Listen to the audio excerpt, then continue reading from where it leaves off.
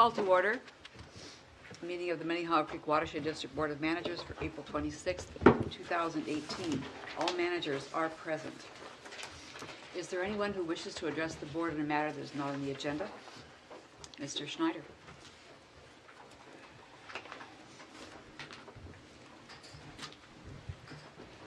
And if you'll begin with your name and address. President White and managers, my name is Joe Schneider. I'm the president of the Christmas Lake Homeowners Association. I used to be a Chanhassen resident, but I'm now a Shorewood resident.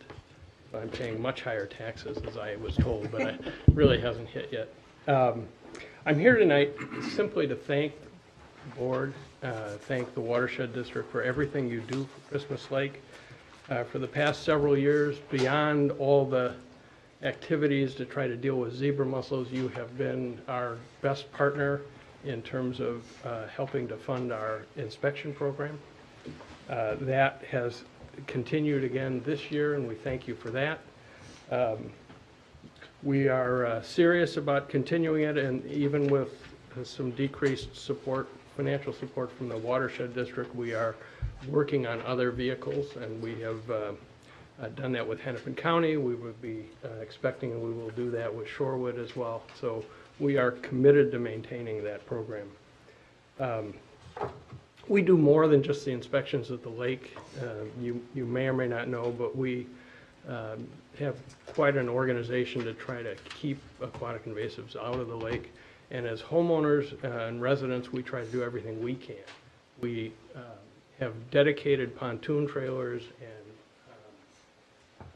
inboard trailers that we only allow in Christmas Lake, so we can lend those out and keep commercial trailers from coming in. We obviously have been the recipient many years ago of the Weevil program, the milfoil weevil program, which most of us would have said, not sure, but we can tell you over the last 3 years, we have seen a dramatic decrease in the amount of milfoil in Christmas Lake to the point where it is lower than nuisance level. And we are going to continue that program this year with Dr. Sally Sheldon of Middlebury College. And she was the woman that discovered the milfoil weevil and trained the people that the Watershed District hired years ago to do it. And most importantly, we're going to be doing that to help Dr. Sheldon get this program up and running so it can be done across the state on a lake on a low-cost basis. So we're very excited about that. Hopefully, we're going to be able to create kits that lake associations can take to do this. But really exciting stuff. And again, I am here for no other reason to say thank you. We try to be good stewards of the lake. You are our best partner, and we very much appreciate everything you do for us. Well, thank you for coming, Joe. Appreciate that very much. Thank you. Thank you. Is there any other member of the public who wishes to come forward? May I have a motion to approve the agenda? So moved. Manager Rodness, is there a second? Second. Manager Shackleton, all those in favor, please say aye. Aye. Any opposed? Under information items this evening, we have a watershed-based funding update from Ms. Christopher. And then moving to the consent agenda, we have approval of the minutes of April 12th, 2018, approval of the check register, the general checking account, surety account, 325 Lake Road checking account, and resolution 18041, which is authorization to submit the Bowser annual report. Is there a motion to approve the consent agenda? Move it. Manager Miller, is there a second? Second. Manager Rodness, those in favor, please say aye. Aye. Any opposed? I have a couple of items for the President's report this evening. We, pursuant to the open meeting law, after holding a closed session for the performance evaluation of Mr. Whisker, we are required to provide a summary of the conclusions of that evaluation at the next meeting. So at our last meeting of the Board of Managers on April 12th, we held a closed session for the purpose of conducting performance evaluation of the administrator. We anticipate that, at least for this year, we will continue to hold quarterly evaluation meetings with the administrator. We discussed Mr. Whisker's performance since March 1, goals and expectations and performance metrics for the second, third, and fourth quarters of this year. A big part of our conversation was about implementing human resources changes that have been part of our strategic planning process, and specifically, quickly and cleanly restructuring work groups, creating high and clear expectations for alignment, performance, and accountability, repositioning the work focus of programs to a new baseline, and investing in organizational energy and culture. The managers will continue to work with Mr. Whisker on a performance evaluation framework and metrics that we plan to review all of this work again at the end of the second quarter. I will also take this opportunity to report on executive committee meeting, which was earlier this evening. Mr. Carlson came and talked to us about first of all, Mr. Whisker talked about a more regularized, structured approach for carrying out legislative programs, and Mr. Carlson talked about that as well. He gave us an overview of the legislature's current situation, talked about the big bills especially.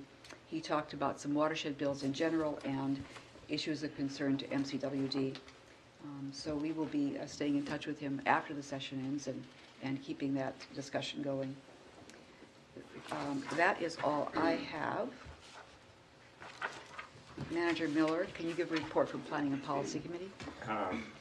Yes, we had a introduction discussion of a potential opportunity with Oxford Industrial Partners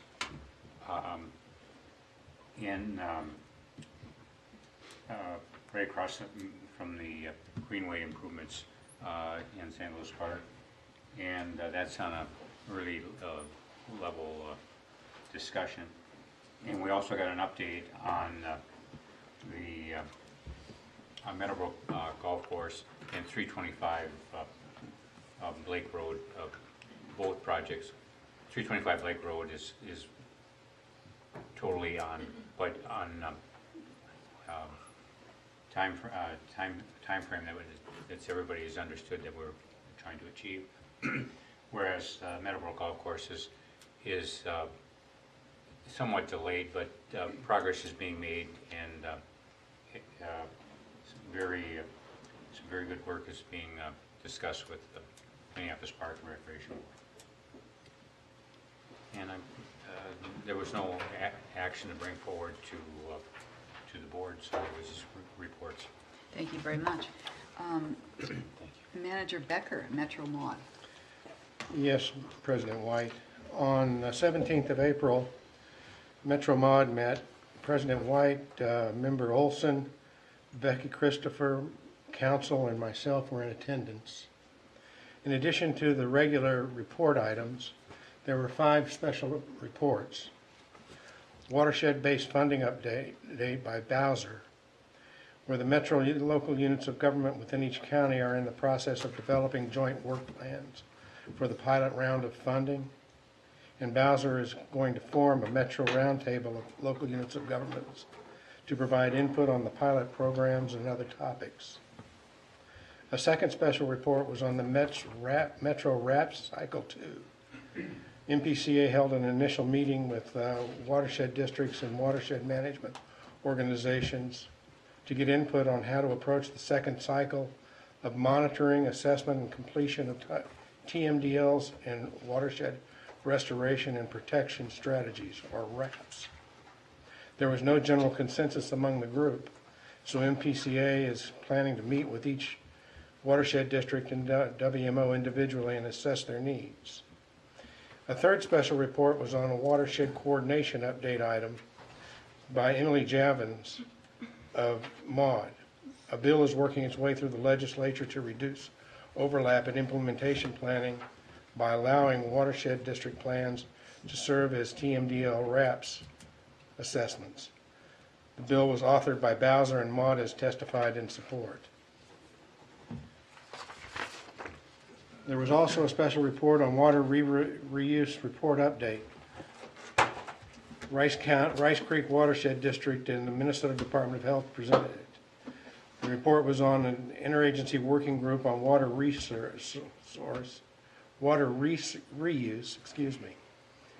and it's now available. Minnesota Department of Health will be meeting with EQB in May to get input on how to move forward. Finally, there was a legislative update, which you all have heard nearly all of that. And they announced the MOD summer tour, which I believe you've received information on. We have. So that was about it. Thank you very much. Well done, thanks. Are there other managers who've attended meetings or events? Manager Shackleton. At the tail end of last month, March, there was a first CAC meeting for the Lake Nokomis, Lake Hiawatha Citizens Advisory Committee. And Mr. Heyman and I were both in attendance, along with about 100 to 125 people, so it was pretty well attended. It was kind of everything we expected it to be. There were introductions of the members, and the CAC is made up of, I think, 25, something of that scale. So it was kind of a lengthy introduction of everybody. Positioning was kind of very clear. They established ground rules for how they'd engage, and then they had an open mic where people could get up and express their frustrations or comments. It was clear that there were more opinions than facts that came out. And our organization was raised a lot, and so at the very end I kind of went against my best judgment and stood up and introduced myself, offered that we would be, and pointed out Mr. Heyman, offered that we would be a resource to, for whomever wanted to understand what our knowledge base is of the area and the hydrology and why we have a weir at Nokomis, and that was essentially how it went down. There's another meeting on Monday night at the Park Board headquarters. If anybody would like to join us, it could be fun. Is that the CAC that Mr. Nyquist is on? You know, I don't, is Mr. Nyquist on that Yep. committee? He's on the Minnehaha Parkway. Okay, I forgot. Thank you. Yeah, we didn't have an appointee to this one. All right. Thank you. Are there any other reports managers want to give? Thank you for those. Our upcoming meeting schedule is printed in the agenda. The next CAC meeting will be attended by Manager Olson. And we will move now to item 9.1.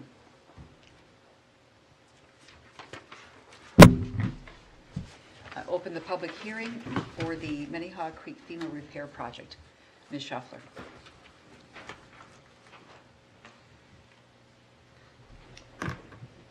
Board of Managers, tonight the board is hosting a public hearing to obtain public input for the Minnehaha Creek FEMA repair project. I'll walk through the project background, providing the strategic context of why we're working in Minneapolis, provide background on the MOU that we've entered into with agency partners, run quickly through the RFQ consultant selection process, and then dive into the actual FEMA repairs themselves, the damage assessments that gone into the proposed repairs, and then end with the cost and benefits and the timeline. I asked Mr. Whisker to hand out this map as a good kind of landing point of all the different initiatives going on in South Minneapolis. And as the Watershed District has focused its planning and capital resources to achieve the district's natural resource objectives, we've spent a lot of time working upstream of Minneapolis in the Minnehaha Creek Rainway for the past 8 years. And as we've made significant progress towards the watershed's strategic goals, we've done that through public and private partnerships. And what we're doing now is, in an effort to address impairments further downstream, we're focusing our planning and attention down in Minneapolis. What this map does is what was used at the recent community meetings just to try to capture all the different initiatives going on in South Minneapolis. So the park board has a master plan process kicking off for the entire creek corridor. They also have a master plan process going on, which is the big orange box to the left side of the map, for all of their neighborhood parks, which they're calling the Southwest Service Area Master Plan. The city of Minneapolis is doing their Southwest Harriet Flood Study, which we've updated the PPC on recently. And then there's also noted on here is the Hiawatha Golf Course update to the master plan. And then the big purple box around Lake Nokomis is the groundwater evaluation area. So just kind of get a sense of how everything's intercept within this geography. So the FEMA flood repairs, a catalyst for the district's transition into the city of Minneapolis was the flooding of 2014. Through that flooding, the district identified 47 damage locations along Minnehaha Creek in the city of Minneapolis. The record precipitation across the Twin Cities in 2014 resulted in a federal disaster declaration for Hennepin County. With that, the district then worked with FEMA to try to see if we could get some FEMA funds for those 47 damaged sites. Of those 47, FEMA did approve 35 of the sites. At the same time that the district worked to secure this outside funding, discussions also began between the district, the city, and the park board on how the three agencies might work together to focus on long-range planning for the Minnehaha Creek corridor. Those discussions turned into the MOU that the board approved in February of 2017. The MOU outlines how the three agencies can thoughtfully and mutually support an effort to create an entire corridor natural resource plan for Minnehaha Creek. At the same time the MOU was approved, the board also authorized staff to retain professional services to help advance the FEMA repairs and also begin to identify the goals and workflow of the MOU itself. To seek those professional services, the board approved staff to issue an RFQ at that time as well. The district, park board, and city worked cooperatively to draft the request for qualifications to help implement the planning for the creek corridor. Cooperatively, I'll review the submissions, and we unanimously all selected the Hoisman & Kogler, Wank, and Interfluve consultant team. The board approved the first contract with that consultant team in September of 2017, with Wank taking the lead to provide the planning and engineering assessment of the FEMA flood damage sites. So now I'm going to dive a little bit into the different numbers, and I've referenced 47 sites, 35 sites, and just how we kind of got to where we are today. So the first thing that the Wank contract was tasked with was taking a new look at those 47 original sites that were identified in October of 2014. So since approximately 3 years had passed, we wanted to get a sense of had the sites changed, have things improved, have things gotten worse, and just work with new information. So in the fall of last year, they conducted a visual assessment, and of those 47 sites, through that assessment, 28 of the sites were removed from the immediate repair list, and either because they had self-healed or they were identified as likely better candidates as part of the longer range master plan process. So that left us with 19 of the 47 sites. We then took those 19 and in December of last year held an interagency workshop between the park board and city staff and Watershed staff to review those potential 19 sites and see if there's any conflict with upcoming future city or park board projects. 6 of those sites were identified as potentially being better to be deferred, as there'd be more opportunities for the improvements and repairs as part of the park board's master plan process. So that leaves us with a final number of 13 sites that we're recommending to move into final design. And I'll walk through in more detail those next 13. What this map is this is an example of the poster boards that we created for the Minnehaha Creek open house meetings we held on April 12th and April 17th. And what this did was show folks where the repairs were at, the damage description, the recommendation, and then also allowed them to provide any writings or comments if they had any recommendations or concerns about the repair themselves. And I'll note the comments we received as we walk through them. So Project 34 is the top left. This is just east of Lindell Avenue. There's a park board boardwalk trail coming down to the creek. The creek has been undercut a little bit. So the proposed repair is to stabilize it with vegetated arming and bioengineering. The second to the left is Project Site 31. This involves, there's a WPA wall, so that's me actually in the blue there in the creek. And to the right of me is a WPA wall, and to the right of that, it's hard to see, but there's some severe scouring. So there's a creek over top of the WPA walls. It's starting to scour and undermine the bank on the other side. The proposed repair here is we'd like to see that WPA wall come out if possible, recognizing that there might be some historical obstacles in that way, but we're going to coordinate with SHPO to see if that's a feasible option. If it's not a feasible option, then it's looking at seeing if we can realign the channel to sustain those higher flows and not continue that erosion. One comment from the community meeting was someone had noted that they would like to see the WPA wall preserved if possible. The next project is the second to the right, which is Project 30. This is from the road, there's a overflow coming down and causing a gully to form up into the creek bank. So here, just looking to stabilize with some vegetated armoring. And then there wasn't any comments received from that. And then the far right one, again, is another WPA wall. But in this one, you can see it's severely tipping over, and a section of it has actually already collapsed into the creek. This one, we are proposing to remove that section completely and do natural vegetated armoring. We received 2 comments on this one. One person was fine removing the wall, and another comment was if we're going to do a repair, to make certain that it'll last as long as the WPA wall did. The next 2 repairs, the one on the left is just east of 35W. Again, here we have a WPA wall, and just upstream of that is a slight erosion. So the proposed repair here is by engineering again. And the repair on the right is project site 2. This is below Minnehaha Falls, just before the outlet into the Mississippi River, just some trail damage. The last remaining sites are all clustered below Minnehaha Falls. The top site, project 13, is some erosion just downstream of that first walking bridge. They propose to just try to straighten out the path and add some more material to clear up some of the larger holes. And one comment received here was that someone had noted that this can be a dangerous area and requested that the safety solution repairs address that, but that don't take away from the natural setting of that area. Project 12, which is the second one down, is more trail erosion as water is coming down the hillside. It's sheeting and kind of causing erosion across the trail. So here is just addressing the upstream drainage path and repairing the erosion that's happened on that path. Project Site 9 is the third one down from the top.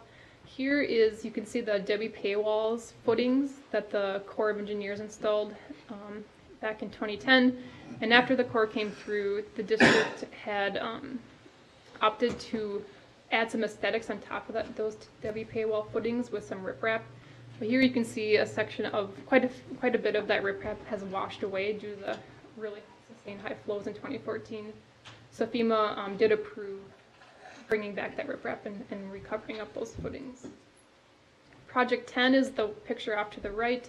This is some erosion at the outlet of a pipe that comes in just upstream of the wading pool area. So the proposal here is to bring in some fill and riprap and make it more stabilized. The bottom of the third picture is Project Site 11. This is a project that the district did as part of the initiative in 2010. Here with just the high sustained flows, that limestone wall is slightly collapsed. So the solution here is to dig down to the scour depth and rebuild that rock wall up so it won't scour and fail again. And then Project Site 8, which is second to the bottom, this is just downstream of the wading pool area. It's just some bank erosion because the park board has a trail right at the top of the bank. So here, repair it with bioengineering and then also see if we can talk the park board into moving that trail away from the top of the bank. And then the last site is Project 5, and this is that boardwalk that the park board and the Watershed District installed together, and the creek has just started to undermine part of that, and rather than kind of moving the creek, we're opting to let the creek do what it wants down there and move the boardwalk away, so it's not a safety hazard. Do you want questions at the end? Or? So next, let us walk through the costs and benefits. So the estimated cost for this project is $1.2 million. That includes design and construction of all 13 sites. The district was awarded a FEMA grant, and for these 13 sites, could receive up to the $336,000. I do want to note that some of the repair solutions that we've come up with are slightly different than FEMA approved in 2014. So I'm working with FEMA staff to see if the funds that they approved are still eligible for those projects. The benefits of doing the repair is improving the ecological integrity of the creek as we're doing these bioengineering techniques. It's also helping a promotion of those, and then improving water quality as we're reducing the erosion that's happening on the creek and stabilizing those banks, and at the same time then also providing enhanced habitat along the creek corridor. So I'll end with project schedule. Tonight we're hosting the public hearing. If the board hears any comments and is comfortable moving forward, then the board after this will be requested to officially order the project. And then if we would move into May and June to do design, and then July bid, August select a contractor, and then we look to either provide the contractor a big construction window, so there's in hopes of getting better bids to provide them a bigger opportunity for them to select when they'd like to do the work based on creek conditions. With that, I just wanted to thank Katrina Kessler. She's the Director of Surface and Water Sewers for the City of Minneapolis. She's been a critical partner as we've worked through help the MOU process, assisting with the RFQ process and selection, and also participating in the FEMA repair projects to date. She's also submitted a letter of support on behalf of the city, and that was included in your packet. I also want to note that Adam Arvinson for the Park Board wasn't able to attend tonight, but he also provided a letter of support, and that was included in your packet. And with that, I can take any questions. Manager Schechter? On the, below the falls, the boardwalk, almost immediately after that boardwalk was put in, the metal panels started peeling off. Is there a better, if the proposal is to move the boardwalk, is there a way to better manage the actual boardwalk so it doesn't fall apart? Because ultimately that was what was happening. Yeah, Manager Schechter and managers, that's something we plan to look at. And also, as part of all of this interagency coordination with the MOU and the FEMA repairs, it's also re-engage us to talk and re-examine just bigger O&M below the falls. So as we kind of get going with these FEMA repairs, that's kind of the next logical step too, is just looking more holistically of how do we approach maintenance and operations down there. If I might, on the issue of the boardwalk, I think Dick might be the only person on the board who was there at the time. When this came before us, the boardwalk was planned to be removed, so there would be no boardwalk. And the New York Times had just happened to do a story about Big Bog State Park, and how they installed a boardwalk into this huge bog. And so we had a lengthy discussion about whether or not to do a boardwalk. Okay. In part because it was our concept. I'm willing to consider attempting to find the right kind of boardwalk to maintain something that we chose to do when it would not have happened but for us. So I don't know if there's a better technology out there. Are there other questions for Ms. Schaffler, Manager Olson? Question on the FEMA-approved funds. You said that you have some concerns that our current design isn't what they approved. How much is at risk? Good question. We have, when I calculated it, I think around just slightly under $200,000 of that would be, in my opinion, pretty guaranteed. Okay. It's around 150, 160 that might be at risk. I'm certainly gonna, vouch as hard as I can that it's essentially the same repair, it's just different numbers, different maybe materials, but essentially the repair itself is still the same. Manager Becker? Do these repairs utilize materials that are more resistant to the effects of flooding so that in the future the riprap we put in or that sort of stuff doesn't become destructive in a similar flood? Yeah, good question, Manager Becker. Managers, yeah, the bioengineering techniques that we used, so we've done some work on Reach 8 back in the mid-2000s, and essentially that was taking riprap and doing your live staking and bioengineering techniques, and that held up outstandingly well in the floods of 2014. So that was a good promising approach and something that we wanted to replicate then with these repairs. So we have tested solutions. Exactly. Other questions for Ms. Schaffler? Thank you, Ms. Kessler, for being here this evening. I'll close the public hearing, and we will move to item 11.1, the resolution 18042, ordering the FEMA repair project. And authorizing the contract. Did we call for anybody at the public hearing? Did we call for the public to be heard? I didn't say that. Is there any member of the public here who wishes to speak? Or Ms. Katzler, do you wish to speak? Sure. Thank you.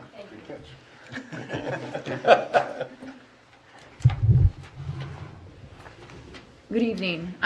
Thank you for the opportunity to be here. I'll be brief. I'm Katrina Kessler again, the Director of Surface Water Sewer for the City of Minneapolis, and I appreciate the opportunity not only to be here, but also to coordinate with Tiffany and James and the folks from WINC and the other excellent technical staff at the district and the park board on this project and other projects that are made possible in part by the MOU that we all worked on together in 2017. I think that this project or series of projects in particular have a really good impetus to meet goals that line up with watershed districts and the city's needs, as well as the park board looking at maximizing recreation potential, improving water quality, and like livability within the city of Minneapolis. So again, I appreciate your support and our opportunity to collaborate with the folks at the Watershed District on this project and other projects going forward in the city.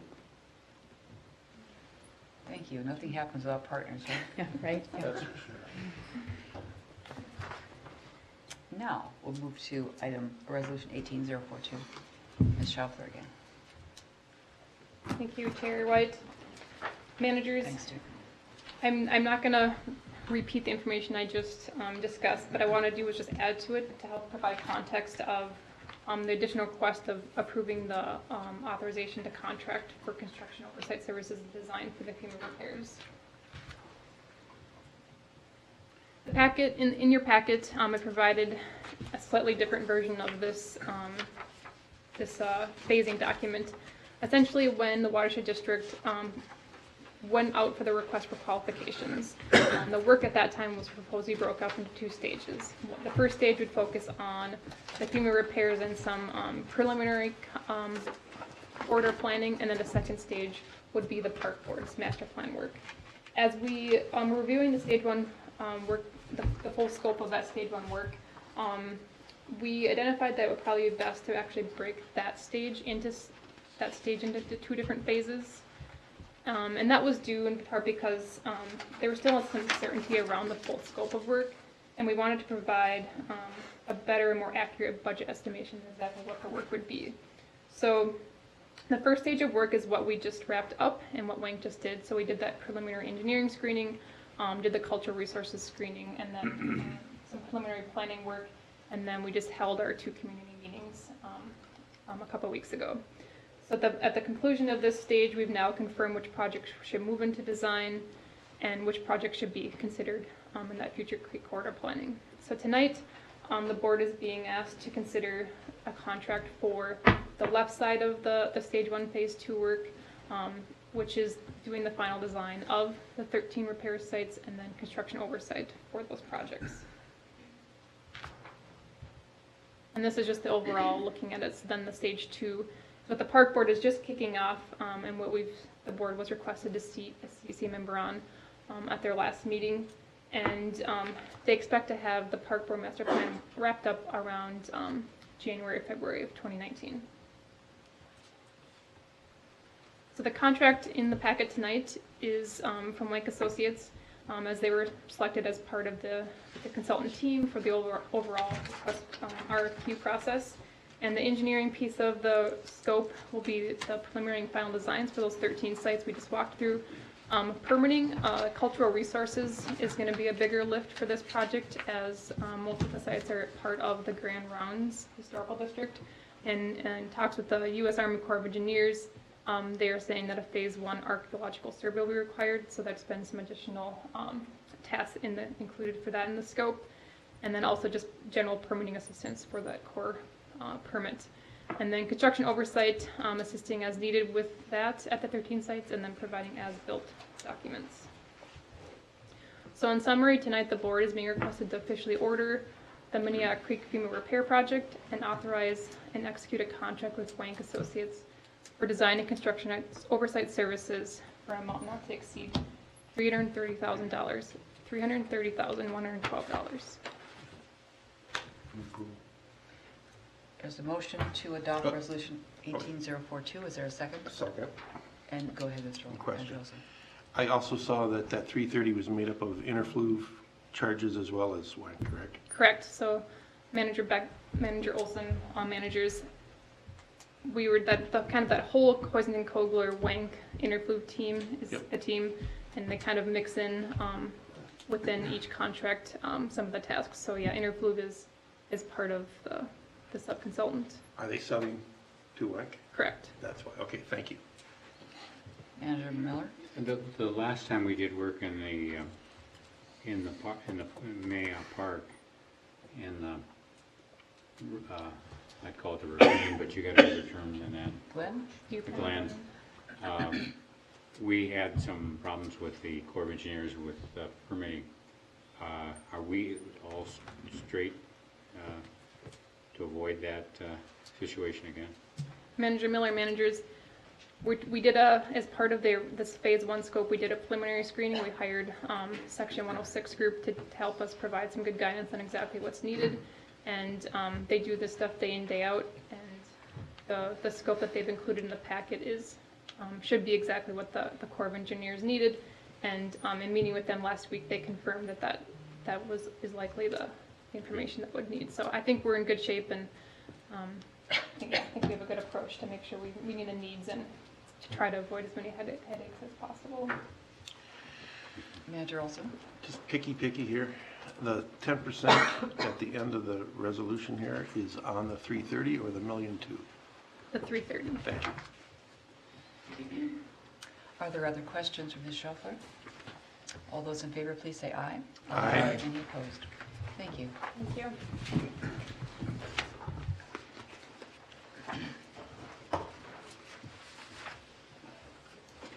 Item 11.2, Resolution 18-043. We have Eric Pilza.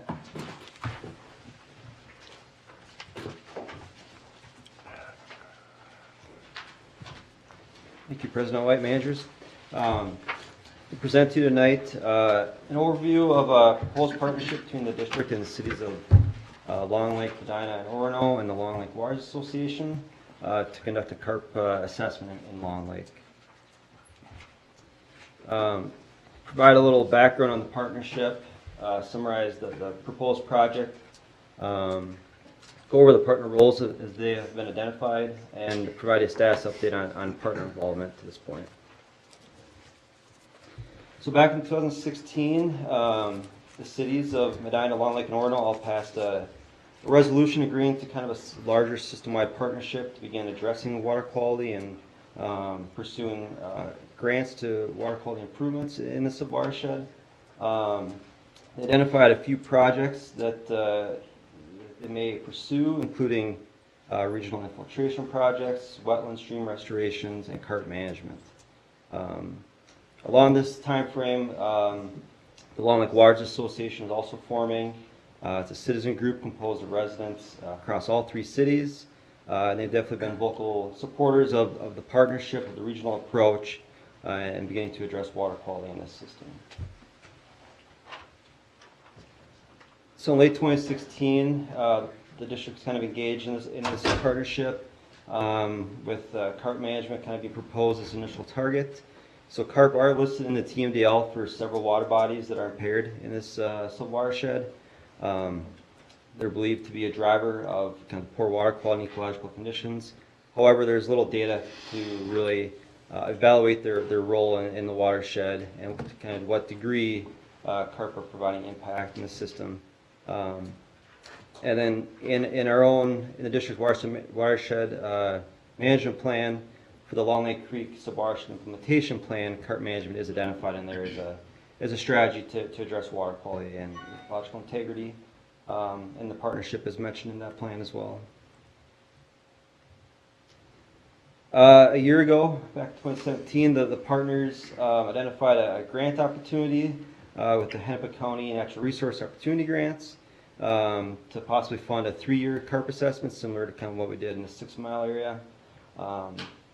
Total project cost was identified as roughly $205,000 at that time. The district reviewed the proposal and our role in that, identified a role that we could provide in-kind contribution of $10,000 of equipment and staff time to conduct the trap net survey portion of that work, which effectively reduced the project cost to $159,000.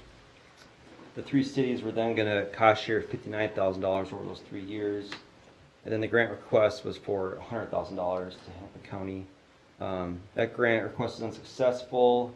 The county identified that they typically use those funds for more implementation versus assessment, which this was very much an assessment-focused proposal. So more recently, earlier this year, Long Lake Waters proposed kind of a smaller scale assessment to begin getting some of this early information that could possibly better position the partners for future grant applications.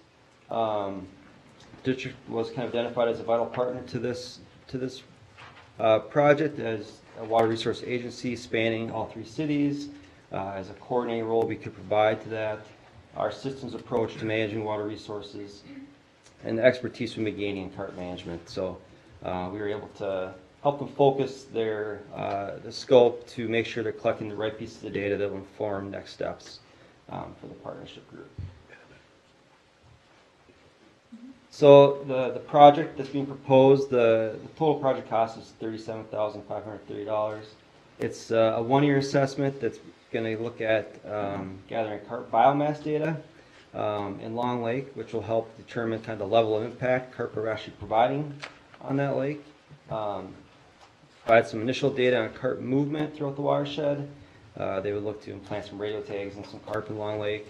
And then give some initial data on kind of how frequent carp recruitment is occurring in the lake. So how frequent new carp are being born in this system. Is it every year? Is it sporadic? Which helps inform next steps for implementation.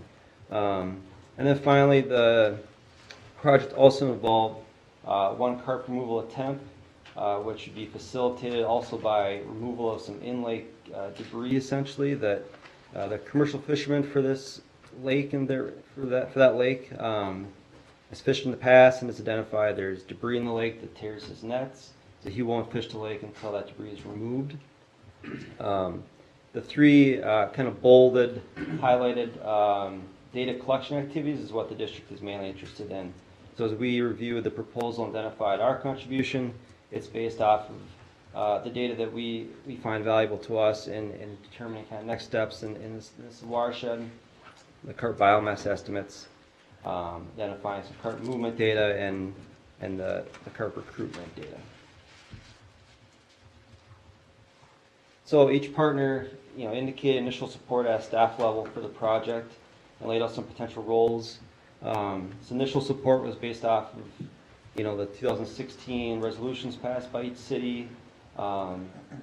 Support for pursuing the Hennepin County grant project, which is a longer term project, and then each city also has some required phosphorus load reductions to make through the TMDL for several water bodies in those cities. So Medina and Orono were proposing they could contribute $10,000 each. Long Lake was going to commit $5,000, and they would also receive the contributions from the partners and kind of manage the contract for the work. Long Lake Waters was identified $5,530 they could contribute, and we kind of identified $7,000 as a contribution that we can make based off of kind of the cost to get some of that initial data collection that we're interested in, and that would be valuable to us. So currently, each city kind of outlined their schedule and how they're going to run this through their councils for approval in the agreement. City of Long Lake and Medina each indicated they would bring to their councils on May 1st. City of Orono brought it to their council earlier this week, April 23rd. They were missing 2 council members. The item was tabled, no action was taken, and it was referred to a later meeting where those additional council members could provide their input. But additionally, the discussion was mainly kind of questioning their role in the project to this point. So knowing kind of where each partner is at in this project, the value that the data would be to the district, and the agreement is in the packet as well. And as it's kind of drafted, it's effective upon each party executing the agreement in full. So I guess with that, I could take any questions on direction. First, may I have a motion to adopt Resolution 18-043? So moved. Manager Olson. I guess from We're Minnesota. going to arm wrestle maybe, I don't know. Thank you very much. And you had a question, Manager Olson? Sure. Sorry. I really enjoy seeing all the parties involved cooperating and contributing and team together. That's outstanding, and I support it. And the other thing is, in your breakdown of prices, you have money in there for surgical supplies. I love that. Do you know what those That's are? that's the budget from the contractor, and that's part of the radio tag implanting, part of their cost for that. So the surgery's on the radio tag. Manager Olson managers, yeah, they have to perform a surgery on the fish essentially, put to sleep essentially, then implant the radio tag. Okay, thank you. Yep. Manager Miller? I'm a little confused, who's a partner in this? I mean, you listed who the potential partners are and what their contribution. Where are we in engaging them in the full partnership? I don't know if it was really, Well, I Any think update there or not? Manager Miller managers, as Eric had outlined, we've been working at the staff level with the City of Orono. Sorry. Still getting used to the microphone. As Eric mentioned to the board, staff's been working with staff representatives, including public works staff and city managers from both Medina, Orono, and Long Lake, as well as Long Lake Waters. And so everybody's reviewed the agreement and has routed that forward. As he's outlined for both Medina and Long Lake, that's going to go in front of council on May 1st. And then for Orono, it was in front of their council this Monday, May 23rd. They had some questions, some concerns. They laid it over until they have a full council. There was only 3 council members there to May 14th. We've kind of set the format for the last 4 or 5 years on any projects that we undertake has to be in a partnership. And the partnership has to be acknowledged with the formal action of the cities that are involved. And until we want to make it very clear that if all people aren't partners, we're not going to participate in it because it just creates too much confusion and lack of the support, and gives people that aren't participating the right to criticize it with no contribution towards it or no effort towards making the project a success. I think the model is out in 6 Mile, where we have so many partners that it's almost onerous, but it's successful because everybody's party to it and they know what their obligations are. And until we get evidence of that, I won't support this. Mr. Whisker? Well, I'd say, and I might defer to council, that's the board's prerogative. I think the way the agreement's structured is it requires for it to be an effective agreement, all of the partners to execute it. So if there's concern about a particular partner not executing, you can obviously say that. If they don't execute the agreement, I presume the agreement falls apart and we're back to square one reevaluating. So you can approve it conditional on that if that's not the case, but I'd ask Chuck to weigh in and reflect on how the agreement's actually set up. Thank you. Mr. Holman? Madam Chair, board members, just as regards the structure of the agreement, that is correct. It provides for, it's written assuming that all 5 entities will approve and sign the agreement, and then each is obligated to pay their share. If a party doesn't, then there isn't enough funding to cover the scope of work at this point, and I presume there would be a discussion about whether and how to proceed at that time. No, I don't want a discussion then. I want the discussion now. I'm not arguing with you. I want the discussion now because I want to make it very clear that any party that doesn't pick up their portion of the cost, we're not going to do it, and we're not going to participate in it until we got all the members signed up and financially committed to it. Manager Becker? I agree with Manager Miller, and I'd like to point out that the resolution in the last paragraph authorizes an agreement with the cities of Long Lake, Medina, and Orono and the Long Lake Waters Association. And that requires all of them to agree. So we're authorizing the staff to go ahead with an agreement that has all of the parties bound to it, which is a safety pair of suspenders for the document that is the agreement. It's probably legal suspenders, but I think we normally run into political need of belts along with the suspenders. And so I want to make it perfectly clear in part of the action that unless everybody participates as specified in the agreement, we're not going to participate. Would it meet your objections if we directed the administrator not to execute it until all other parties had executed, to be the last ones? That'd be good. I think that'd be, Does that make sense? yeah. Are we able to do that, Council? Madam Chair, Manager Miller, you certainly can do that. My only thought would be logistically, that may be awkward. I'm wondering if it would serve the same purpose that the administrator may not sign until all parties have formally approved. Okay. Also move. Second. So we have the resolution on the table. Let's handle that first. Actually, It's we amended. should do this one. Do you wish to amend? Yes.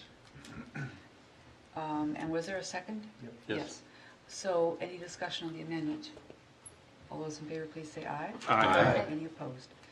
Now, is there, we're back to the resolution as amended. Are we ready to vote? All those in favor, please say aye. Aye. Any opposed? Thank you, Mr. Filson. Thank you.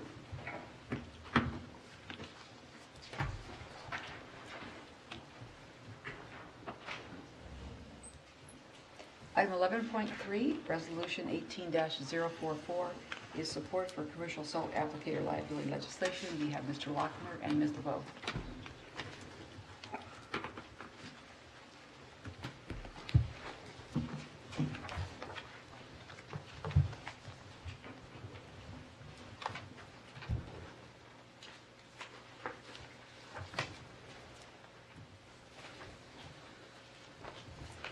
Good evening, Board of Managers. The resolution before you tonight is to ask for formal support of the commercial salt liability legislation that is currently working its way through legislation at the state capitol. Myself, along with my colleague Kim LeBeau, will be providing an overview of some of the work from the Watershed District and how chlorides have become an integral part of our programming here, and go into more of the background of why chlorides is an issue and kind of talk about why this ask is important as we move forward. So I'm going to turn it over to Kim to talk a little bit more about the current legislation. Good evening. To address chloride pollution in Minnesota waters, policy has been introduced at the Minnesota State Legislature, which would encourage commercial applicators to adopt winter maintenance best management practices to reduce their use of chloride. The policy would establish limited liability for commercial applicators who complete Minnesota Pollution Control Agency trainings and become certified in winter maintenance best management practices. This policy is currently moving through the Minnesota legislature, and one of the chief authors of this policy is Representative Anselmo from Edina, and his district is located within the Watershed District. And this policy does have support from a number of groups, and they do include the Minnesota Pollution Control Agency, MOD, two cities located within the Watershed District, Edina and Richfield. And there are also 17 groups that include a number of watershed districts, chambers of commerce, and environmental organizations who support this policy. And there's a full list of the supporters in your packet. So I'm going to turn it over to Darren to talk a little bit more about one of the organizations supporting this policy and their request of the district. Thank you, Kim. The last item, the Stopover Salting Group, is a pretty significant group in terms of its connections to the district. This is a grassroots organization made up of master water stewards. Many of them have been trained here in the Watershed District. So this is an example of how these individuals have taken that core information as part of the Master Water Stewards program and have put it into action. So we're very pleased to see these individuals being involved in their local neighborhoods, but in this case, being involved with policy as well. To kind of give you a framework of chloride management, at least in the Twin Cities metro area, what this basically shows is we have the Twin Cities Chloride Management Plan, which is kind of a guiding document for not only the metro area, but also our programming here within the Watershed District. With the development of the plan, many of our staff were involved with that process, ranging from our research and monitoring staff to planning staff and education staff as well. So as well as this serving as a guiding document, we were involved with the development of this plan. And so we have a long history in dealing with chlorides as an issue. Within research and monitoring, we are out monitoring our water bodies, identifying where chlorides is an issue or where the trends are climbing upwards. Planning has been involved not only with the development of this plan, but also advisory committees and working with our local communities addressing this issue. And in education and communications, we're involved in working with some of the trainings to work with local municipalities, private contractors, and business to ensure that they're certified with the Minnesota Pollution Control Agency trainings. And then our communications has a whole range of communications that is shared with our partners throughout the year. So kind of bringing chlorides down to the watershed level, what this map shows is kind of the significance of chlorides in terms of the water bodies that are impaired, areas that are at risk, and also critical areas. So there's 6 water bodies that are impaired within the Watershed District. Those are identified by the red coloring, and there's 7 at risk. And you'll notice in the pink area, those are areas that are identified as being critical areas that have greater than 18% road density.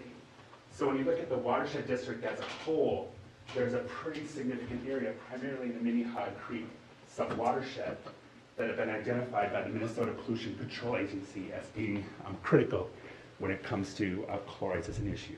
So, chlorides is one of those challenging water quality issues that it doesn't go away. And when it stays in these water bodies, we often see climbing levels over time. Can I ask a question about this map? Like just a detailed question. In the very southeast corner of the map, close to the falls, it indicates that there's less than 18% road density. But the grid in Minneapolis doesn't change. And I asked the question knowing that you may not have designed the map. We didn't. This was taken from the Minnesota Pollution Control Agency map that was provided through looking at GIS layers. Sure. Yeah. So I'm not sure. No, I wasn't. Yeah, thank you. So Manager Shackleton, you do raise a good point, and likely when you do look at general road density, it is pretty consistent across that whole area. So likely that southeast corner could be considered a critical area as well. Thank you. So just as an overview, looking at the primary sources of chloride pollution from a statewide perspective, especially in our urban areas, because of those impervious surfaces, our roadways, parking lots, sidewalks, those winter maintenance activities has been seen as a major source. And that's where we're looking at this legislation as being one of those strategies to help to reduce that. As we move into our rural areas, those winter maintenance activities still are a significant source, but we see water softeners as being also a contributor to chlorides in terms of water pollution.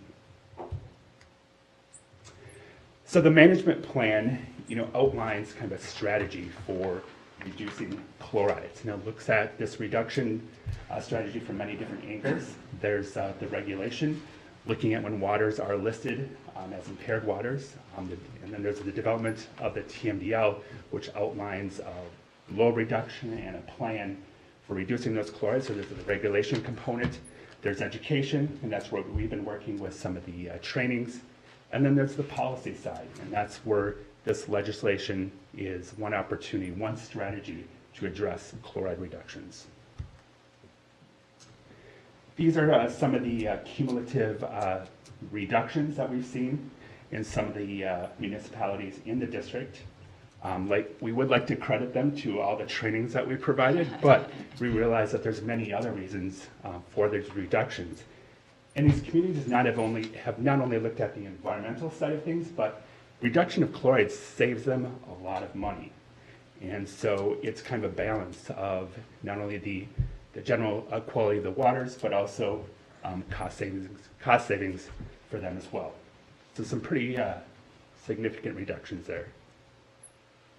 So as a wrap up on why we encourage the board to consider support of this legislation, it is targeting pretty significant part of chloride pollution in the metro area.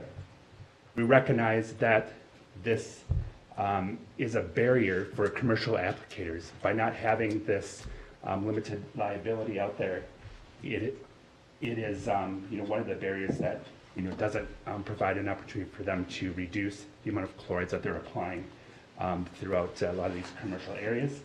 We feel that this aligns closely with the Watershed District's policy and programming work, and it's been identified as one of the strategies within the chloride management plan. So as a wrap up, we're asking the board to sign on as an official supporter to this legislation, and we'd be happy to entertain any questions or comments at this time. Thank you, Ms. Lochter, Mr. Lochter, Ms. LeBeau. Is there a motion to adopt Resolution 1844?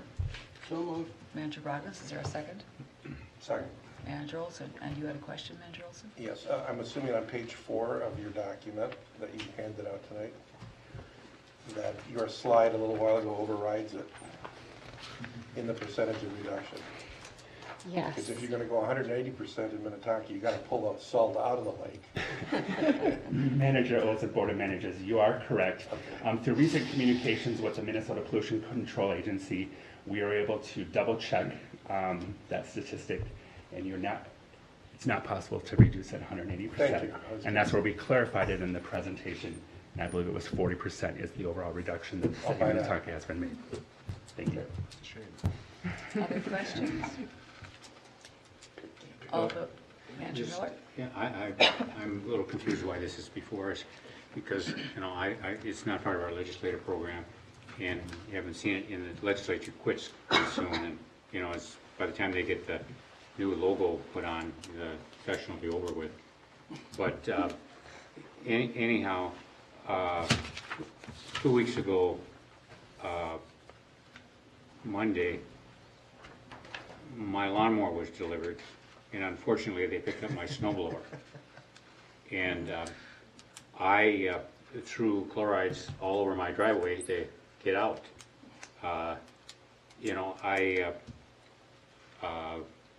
You couldn't get the regular stuff at the hardware store because everybody couldn't get even snow shovels on that unexpected storm. So I threw rock salt from my water softener on the driveway. I think if this is brought up earlier in the year or something for our legislative deal, we already heard from Carlson, our representative at the legislature, that nothing new is being heard or anything. And it seems to me that we're kind of putting a lot of effort into something that's simple. It's a symbol, and it hasn't been, it hasn't been set up as a important policy for the district. I know it's an important issue, but it seems to me there's a huge number of people that are interested in it, and just putting us on it, I think, kind of diminishes role that we usually try to take as a leadership role on something, and I just kind of confused why we're doing this. Oh, go ahead. Manager Miller, Board of Managers. One reason for the timing of this is we had received communication from the Stopover Salting Group, and they had requested that the Board of Managers take a stance and provide support for this legislation. So while we realize that it's not perfect timing in terms of how it's moving through, the support of the board will also be a formal recognition as we move forward with chloride programming from a district perspective, moving from here forward. And Manager Miller, Board of Managers, the legislative session does not end till May 21st, and this is still actively moving through the legislature, so there is still, I think, opportunity there to play a supportive role. Thank you. Manager Shackleton. I kind of am in the vein of Dick in that I'm often reluctant to take a position on something unless I'm willing to do something. And we did have our lobbyist in earlier today to address the executive committee to give an update, and to, especially considering that while there is a month left of the legislative session, at a practical level, the finance, like the big spending bills are on the floor of the House tonight. And there will be another bite at the apple because most of those bills get vetoed if they move to the governor's office. These advocates reach out to me early on in January. The bill that was a House bill lacked a Senate author. And it had been into all last session, and I said, no, I'm not even willing to have this, like, I support the concept, but I'm not even willing to have a discussion with our organization until there's even a Senate author. Now there's a Senate author, and it just seems really late in the process to have this discussion when we do actually, like, we do education pieces, but we don't really do much in terms of chloride reduction, either in terms of education or in terms of policy change, compared to what we do for other projects. Like, it's definitely a component of what we do.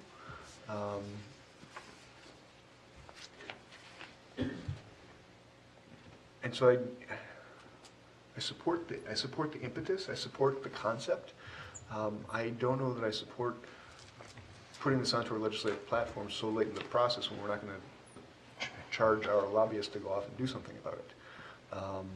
And if we are going to do that, it'd be good to have a longer policy conversation about what we intend to do and what the intended goals are and how that links back into our program. Mr. Whisker? President White, Manager Shackleton, Managers, I will take some of the responsibility for the timing. Staff brought the issue up, I think, several meetings ago, and it wasn't quite clear where the request for support was coming from, and it was mixed with maybe a request for involvement in press or media. And we don't, while we do programming around chloride, and we partner in programming around chloride with the state and support that effort, we haven't had a larger policy discussion about our involvement in legislation. And so I'd asked staff to frame, which I think they've done a really good job in the presentation and the resolution, what's the regional issue technically? How does that issue affect our water bodies? What's the regional policy framework? And what's our involvement in that framework? Because I know the board likes context, and we had a lot of discussions internally about whether, how our involvement would play out, whether it's going to make or break the legislation. And so that's the reason for the timing, is I had those conversations internally, and we got more information from staff, and then they provided more context to bring it forward. I am wholeheartedly in favor of this. The chloride problem is one that is just biting, and it's really hurting everybody. It's not going to get any better unless we step up.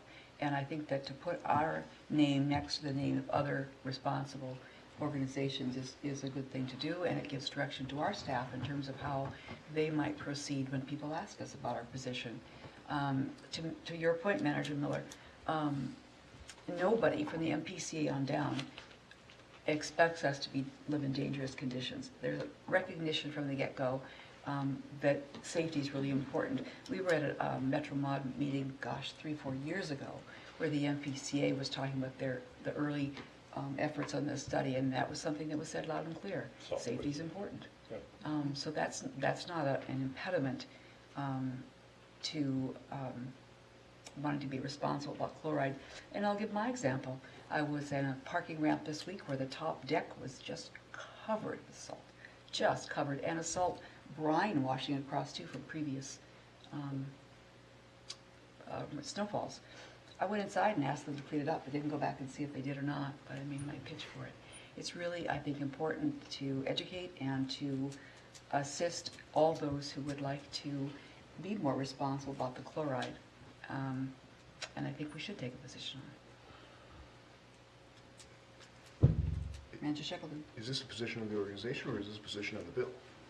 Right? I mean, is this a position on what the organization believes is the best response to chloride distribution on roads, or is this a position on the bill? Because I don't think we should confuse the two.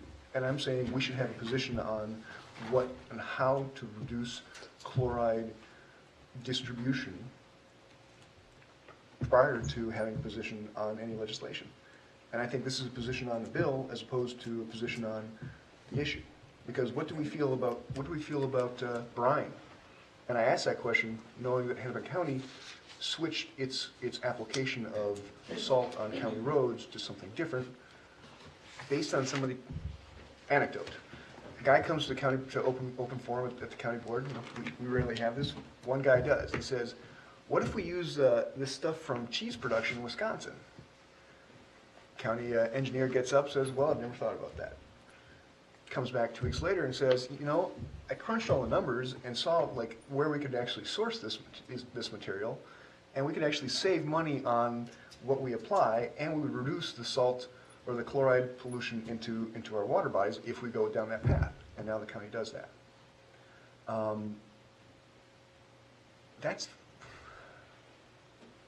That kind of analysis and kind of internal dialogue before taking an action, I think is what is missing here. Like, we do talk about salt application. I've heard Telly on, I think, NPR or NPR at one point, and we advocate the reduction of salt application, but I don't know what our positions are as an organization. And now we're being asked to support a bill without a clear position.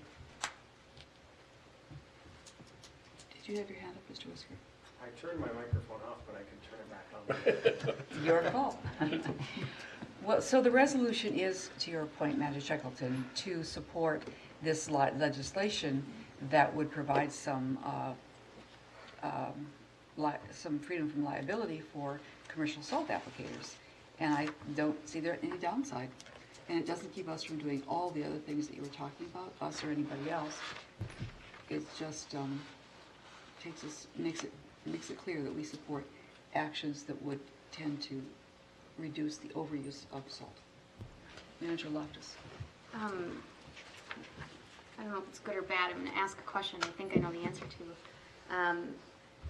Was this brought up at your executive committee meeting with our lobbyist, and would that have been the right and appropriate opportunity? I was outside talking to you guys, so I kind of know the answer to this, but I wonder if that plays a role in what we're talking about. Mr. Whisker? It did not come up in the executive committee, although full disclosure, I fully briefed Mr. Carlson and sent him a pretty robust agenda of all the specific items we wanted covered, and that was one of them. I think he just forgot. At the very end, he said, "Oh, we didn't get to salt," so it was not discussed. But we did discuss this in committee when it came up as part of the MOD legislative agenda. Go ahead. Mr. Lochner. Kim may be able to, Board of Managers, to address that situation. Our Joel Carlson actually represents different interests on this issue, although he represents the district. I believe another group that he represents is Minnesota Association for Justice. And so there's individuals on that area that do not support this legislation. So in his position, he's on both sides of this legislation. So it runs are basically as a conflict of interest in this particular issue. In Joel's defense, and I've seen him argue different sides of the coin depending on his client, and just in his defense, I wouldn't put that as the reason he wouldn't present to us the landscape of what's happening at the Capitol. Manager Shackleton, Board of Managers, he did disclose when there was some conversation initially about this legislation that he did have a conflict of interest. Okay. So he did fully disclose that. Yeah, sounds like Joel. Manager Olson. So the liability issue is what we're talking about here. When salt applicators do their job, if they oversalt, the chance of getting sued with someone slipping is reduced. And if the legislation goes in, it limits the amount of liability, so that now they can use less salt or a different technique or whatever it takes to reduce the amount of salt applied and not worry about fines and going to jail and all that kind of thing. Sure, as long as they've taken this course, yeah. Right. So, so what we have here is one group saying we should be free to sue as much as we can get, because that'll keep people in compliance with safety, and then we have another group saying let's limit so that we can, for the greater good of water, limit the liability. And so if we are a body of people dedicated to the preservation of our waters, we really are kind of sticking our nose into the justice side of things. And that's another discussion that, I mean, we had this discussion at MAUD 3 years ago. I was at that meeting where you and I were listening to the logic on both sides of that. And but applicators flat out told us at that meeting that they will not change their style until they know they're not going to lose their careers. Manager Shackleton? I don't know that I'm smart enough to believe either side of that argument, because if I believe in no, I don't know that I'm smart enough to understand how that industry works, but I do understand how I'm reluctant to take a position on something that we haven't discussed, and we haven't discussed this. And I do believe we need to reduce the amount of chlorides that are put into the system. And I think municipalities and units of government are the ones that are going out and salting the streets that dump directly into the stormwater pipes. And the people like Dick who throw salt directly onto the sidewalk because it's necessary at given points. You know, there should be an incentive for those people, but I'm not smart enough to say that this is the right path. And I am not saying that I disagree with this concept. I'm just saying I'm being asked to support legislation without having thought about it. Manager Miller? And for the point of full disclosure, I tore my rotator cuff on the ice a couple years ago. It was under the snow and it wasn't salted. And I spent 6 months rehabilitating from that experience. So I'm prejudiced. Is that a conflict of interest? No, it's not as bad as our legislative consultant, but Board of there's a Managers, conflict. just to give a little bit more detail about the bill, it does say that commercial applicators have to go through this Minnesota Pollution Control Agency training and be certified in proper salt application. And then they also have to keep records showing that they followed this procedure, and they also have to be recertified. So there are some controls in place to make them demonstrate that they followed protocol. Otherwise, they will be liable. Board of Managers, also what's identified, as I mentioned in the management plan, this is one of many strategies to look at the overall reduction of chlorides. So looking at from the regulation side to education, and in this case policy, realizing that there's not a silver bullet, there's not going to be one situation or one management strategy that's going to solve or help to reduce chloride levels across the metro area. But we feel this is an important part to move forward. And while the timing may not be perfect, I think it will help shape our future programming here. should this shape our future program, or should we shape our future programming, irrespective of what happens at the legislature? Board of Managers, what I meant by that statement. I know what you meant. I was trying to pivot, because I do think that we need to figure out what our position is on this and what the best responses might be before we go off and support what other people are doing. It's not my, I don't know, I'm not opposed to the concept of this. I'm not opposed to these bills. I'm opposed to us taking a position on something that we're not going to do anything about, A. B, I'm reluctant to take a position on something without us having a position about it, other than a broad stroke of let's reduce chlorides in our water system. Let's figure out what we want to do, what we think would be the best path to reduce the chlorides in the system, and then let's act from that position. So do you think this precludes us from pursuing other approaches? No, but I generally dislike throwing organizational names on things when they don't do anything about it. Board of Managers, when I outlined the Twin Cities Chloride Management Plan, and how staff was involved with the development of that plan. That plan is basically a guiding document for local units of government, watershed districts, and other entities to give them a framework of how we address chlorides and what are the management strategies. And so, again, one of those strategies is the policy component. So the district was involved from a staff perspective on the shaping of that plan. And we were a voting member of MOD when they signed on to it. That's true. How did we vote? I voted In the yes. affirmative. What do we do with our municipalities to reduce their salt usage then? Manager Shackleton, Board of Managers, one of the primary areas that we've been able to work with our local units of government is through the education programs. We have winter maintenance education programs. There's two different components of that program. One of the programs is addressing roadways. The other one is parking lots and sidewalks. So they're essentially a real similar program in terms of identifying chlorides as an issue, looking at the strategies. But when you talk about the reduction strategies on roadways, it's looking at the equipment, calibrating that equipment, looking at other conditions, whether it's temperature or the type of product that is being used. So those two trainings have been one of the primary vehicles. In addition, working with, the planning staff has been working with the local municipalities on their planning efforts. So, identifying chlorides as an issue at the local level and looking for strategies for reduction. Is it more than just the three that were in the PowerPoint that have participated in this? Manager Shackleton, Board of Managers.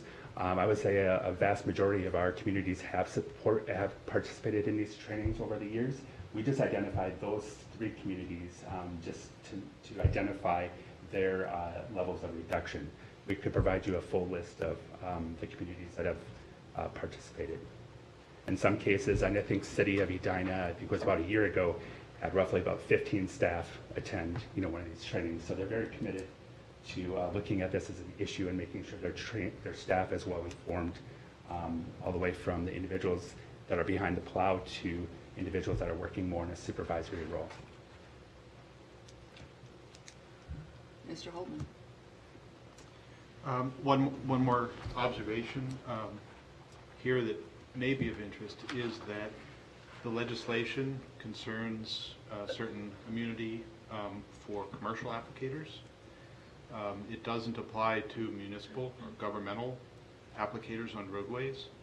A thing to note is that public bodies, road authorities, typically or do now operate under a certain umbrella of certain immunities for liability based on standard discretionary immunities for governmental bodies. So they are now operating in a realm where they're exploring ways to reduce chloride use, and they're doing that under this umbrella of liability protection. And in fact, we have done some work with the League of Cities to develop basically a template policy manual that cities and public bodies can use to frame their program formally so that they've established the basis for their liability protections. So what this legislation is aiming at is the other side of the coin, which is the private applicators who don't have that liability protection umbrella, and for that reason, at this point, have no incentive to reduce salt use. So, I mean, as you've all discussed, it's, you know, you can't be sure if this legislation passes precisely in what measure that will shift incentives and whether commercial applicators will abuse the legislation in some way to, you know, to create situations that aren't safe. But structurally, I think that's what the legislation is doing, is sort of putting commercial applicators on the same type of operating landscape from a liability perspective as public bodies are on now. Thank you. Manager Robbins. I was quick to move this motion, and it primarily comes from my friends and neighbors who, when they find out that I'm on a watershed board, they ask about salt use. And so, you know, it's just the laymen out there that aren't involved in water. That is one of the big issues for them. Is there anything anyone wants to add to the discussion? We've beaten this one to death. I think so. Turn the lights over. All those in favor, please say aye. Aye. Are there any opposed? No. Which be recorded. So was it 4-3? May I see who had the noes? Manager Becker, Shackleton? Miller. So it's a 4-3 vote? Okay. Motion passes. Thank you. Thank you.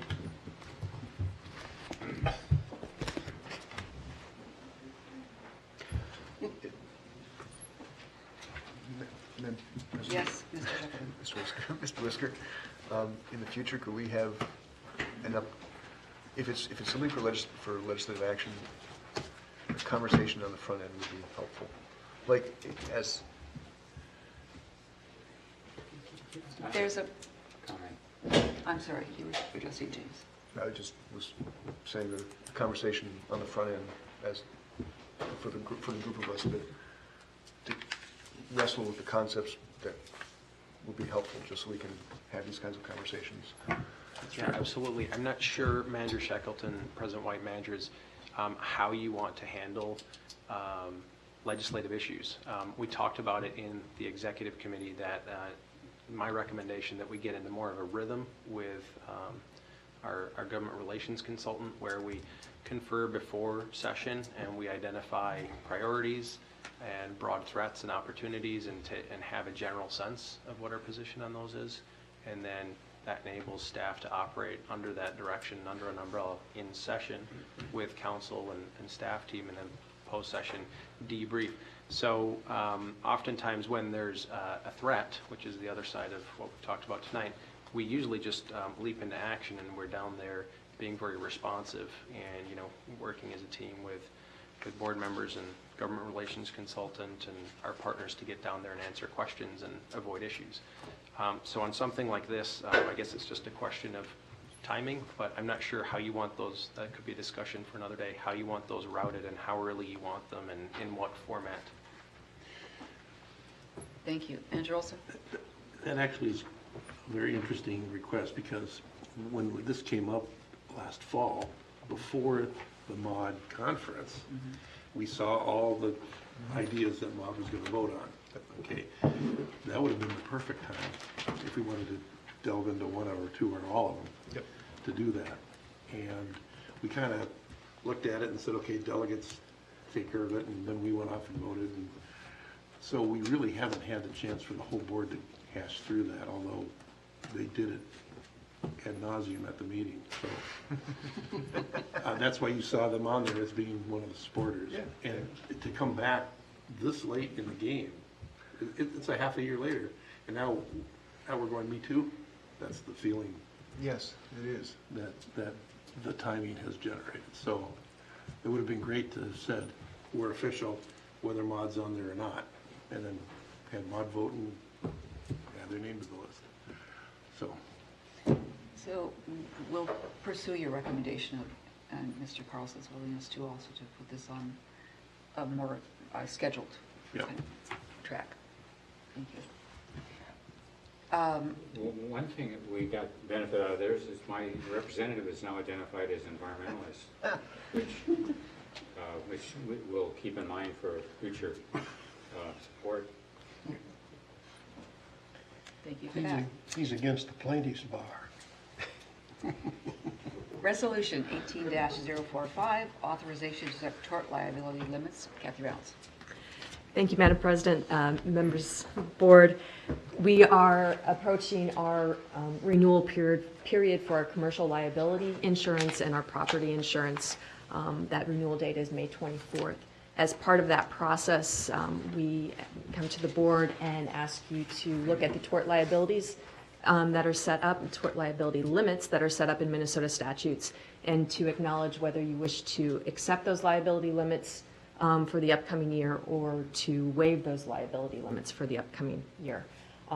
In the past, I've looked at kind of some historical context. It looks like we've had some mixture in the ways we've approached it, but since the liability limits went to the current limits at $500,000 for a single occurrence for an individual claim and $1.5 million for combined claims, the board, it appears, has historically accepted those liability limits set out in the Minnesota statutes. And if you have any questions in regards to that, I'm more than happy to answer any questions.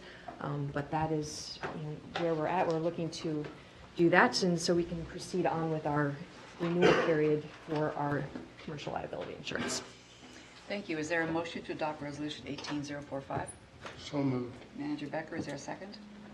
Second. Manager Miller, any discussion or questions? All those in favor, please say aye. Aye. Any opposed? Thank you. Thank you. We'll now move to the first discussion item, Arden Park pre-60% design briefing. Renee Clark.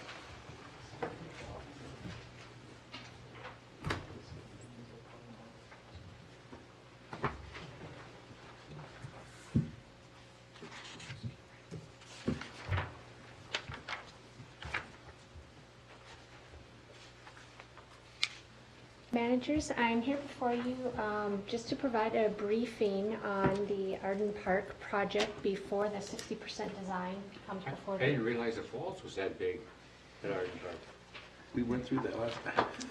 We did. We needed a PowerPoint template for Arden. I could improve my PowerPoint skills and switch it. May's a busy month for Arden.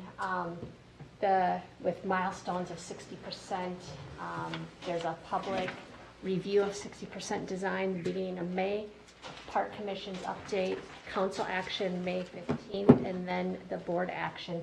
So the briefing is just to inform the board on some design details that will come before the public and council in advance of your decision, and then just make the board aware of several moving parts with the project that staff is working on. So I'll briefly cover the design goals, provide a brief overview of plan form, layout, the tree issue, the permitting process where we're at, a brief budget update, and then next steps. The project, as you know, is a partnership with the City of Edina, where we're integrating our goals for the creek corridor of regional stormwater management, fixing the historic impacts to the stream channel, ditching, damming, in this case we're removing a dam, and then ecological corridor improvements to the creek. In the Watershed District overall, we accomplish this by working with public and private partners like the city to use natural resource improvements to build better communities. The goals established through the project here combine our natural resources goals for the park and the corridor with city goals for the park. And these goals before you were developed with a robust community input process. Top of mind for the district and the public is measuring success of the project. Both from an ecological perspective, in-stream, water quality improvements that we hope to make, and then overall park improvements. To do that, we've worked internally here to create an efficacy monitoring plan where our research and monitoring department looked at our existing data gaps with respect to these measures, and created a plan for immediate action this growing season. And Kaylee Cermak was before you for monitoring equipment just recently for water quality monitoring for the project. The post-project monitoring is a combination of the efficacy monitoring plan that research and monitoring is working on and an operations and maintenance plan that Laura Damiancic is working on that also ties into our, the natural resources restoration and the stewardship plan for the project. So we are all working together on how that data is collected, shared, reported internally, and reported out. And those drafts will be provided at 60%. This is just an overall plan view of the project design. The creek alignment is highlighted in blue. The red line through the park is the what we're calling the main arterial trail that the city will be maintaining through the winter. The design makes this trail ADA accessible by reducing a steep slope that goes down to the rink. Another trail connection is new city sidewalk connection that the city is paying for, and then a shared investment between the city and the district of what we call a nature trail. And the purpose of this is sort of that piece that integrates people with the resource in the corridor. And more details about how this interacts with the creek and fishing access will be coming. This is the building off of the concept plan in a base aerial photo, what the planting zones for the project look like. Generally, it just provides kind of a visual of the park design. What we saw at 30% being developed were the stormwater management swales, which on this plan are cross-hatched in black. The design from concept evolved from a large underground treatment to partially underground with these above-ground storage swales that, from a design aesthetic, frame the park, and from a functional perspective are a cost-effective way to provide that treatment. Between the last update and now, one of the places that's been carefully considered as a special note and critical area of the park circled in red is the Pavilion and Terrace area. And through design discussions, the layout where we see the terrace and the trail alignment on the plan there with the trail to the right or the east has been switched, and this is very conceptually, but it shows how we have kind of made a change there, and this functional change does a number of things. It respects that space next to the creek more, so the space where the pavilion was will be further developed in 60%, but the general idea is it's a naturalized space that provides a physical and visual connection to the creek. The terrace, as I've heard through some recent pavilion workshops that the city is hosting that I've attended, the connection to the green space from the community members on that committee is coming out as really more important and more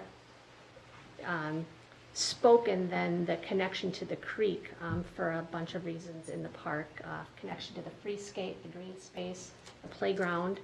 Not that the connection to the creek isn't important, but the function of that building is really multi-purpose, and that's what's come out through these design charrettes that they've had so far. A bit more about the stormwater. The 60% provides really a lot of engineering basis for design, grading.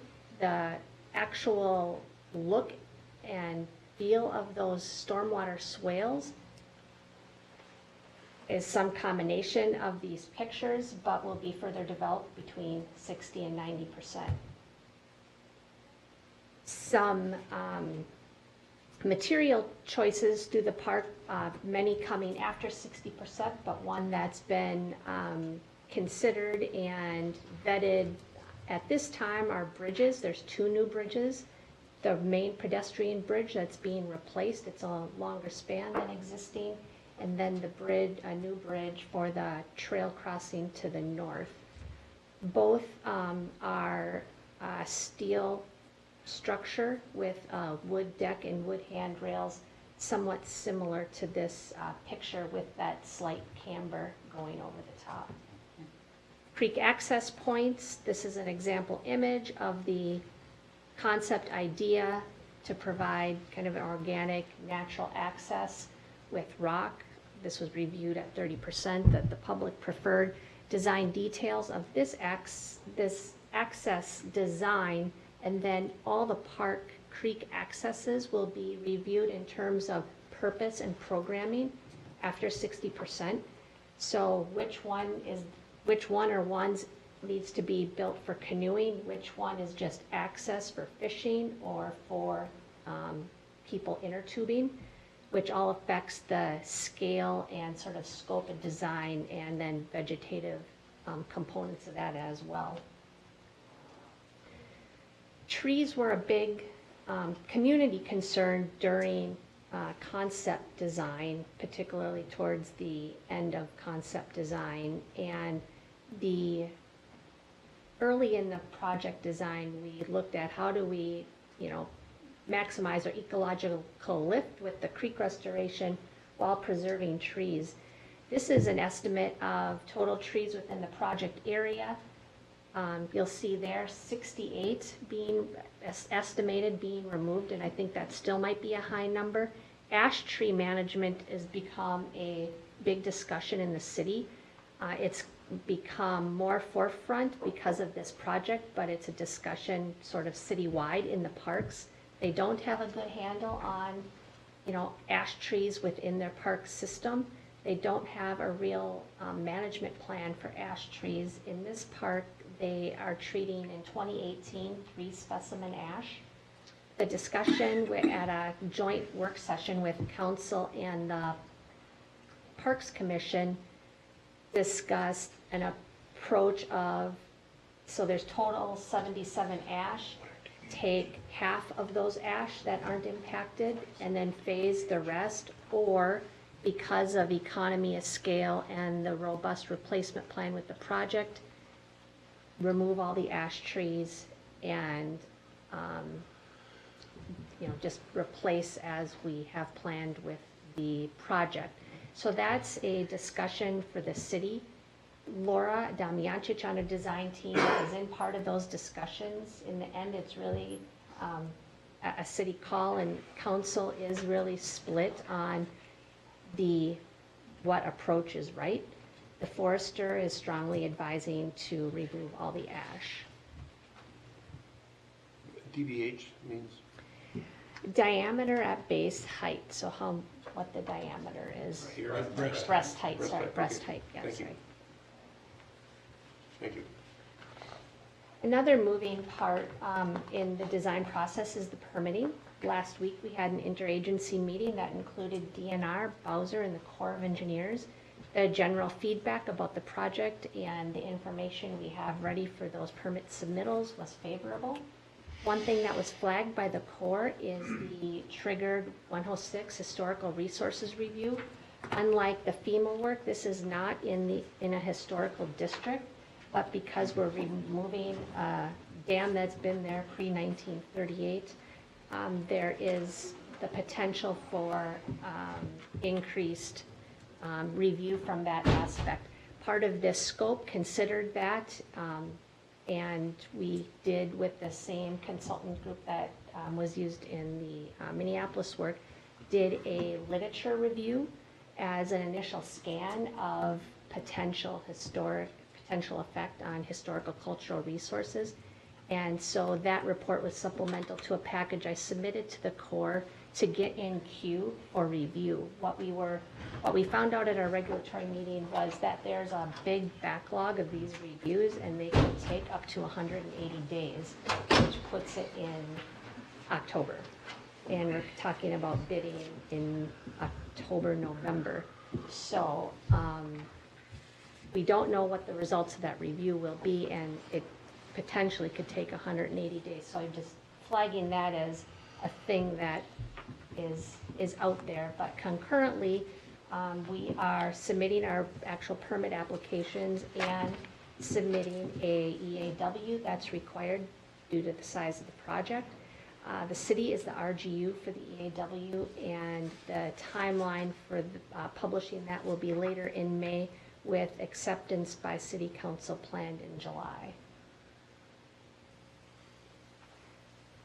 Funding and cost estimates. This is the same graph I provided at the 30% update. We have a pre-60% cost estimate that's being, opinion of probable cost, that's being finalized with the 60% design. So far, those numbers are quite close within these estimates. 4.1 million was the total project cost in that pre-60% estimate with a 20% contingency. The grants targeted are still a moving target. The story there, the take-home message is we have no grant money secured yet. We have the potential for the CPL grants for the vegetation work. We have the potential for a Hennepin County grant, and we have the potential for the targeted clean water funds. But again, nothing secured, and I think how the CIP and the district's budget all relate, and these assumptions, how they fit in, and grants and no grants affect budget will be previewed in the second quarter budget update next month.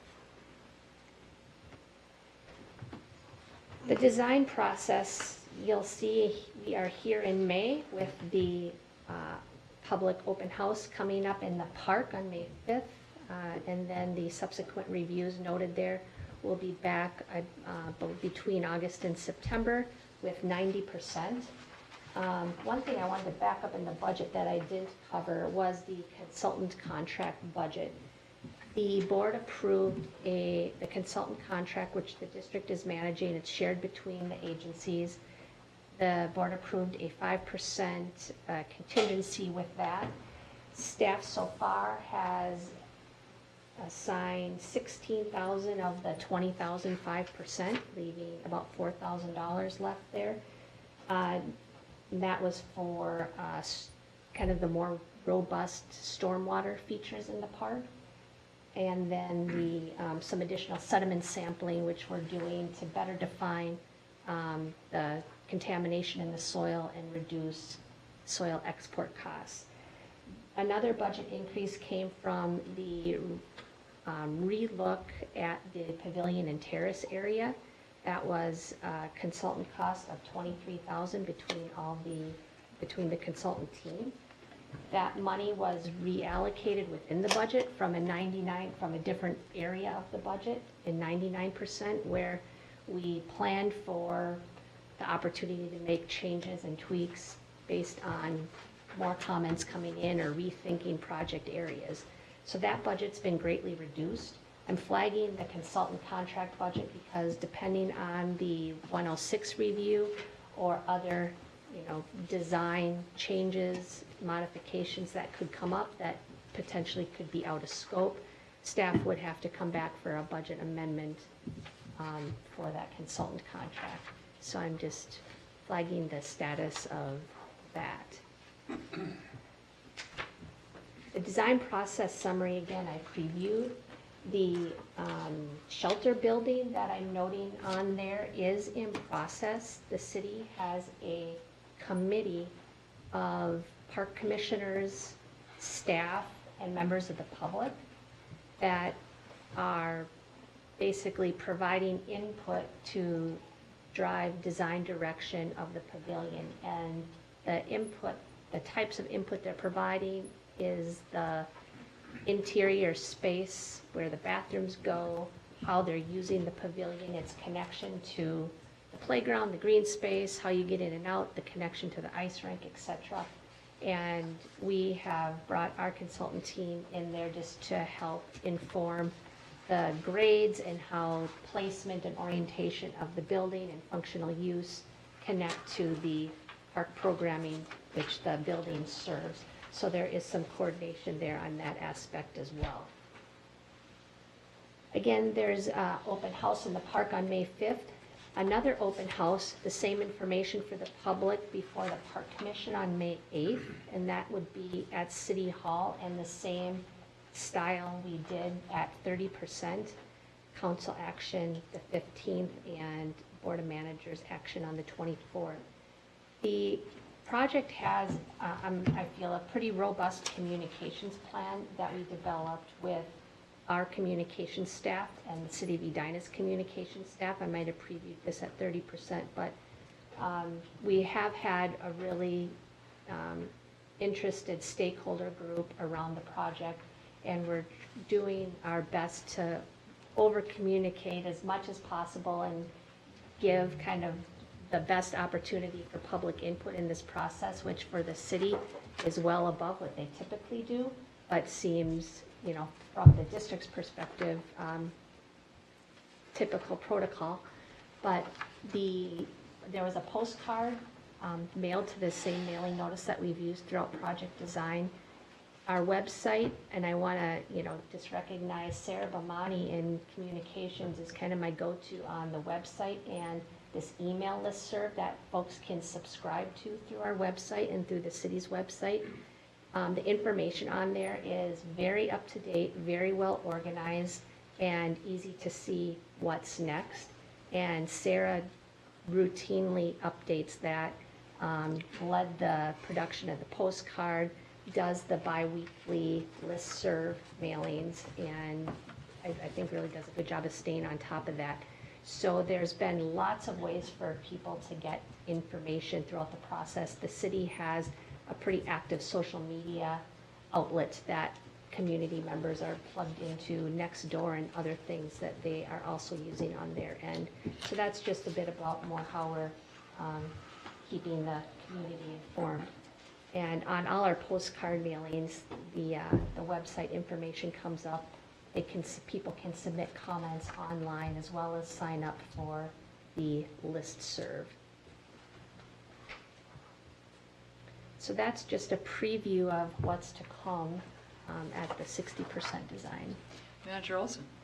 On the May 5th, you're going to be there, May 5th? Mm-hmm. What time are they opening the open house? You have the date? 10 to noon in the park.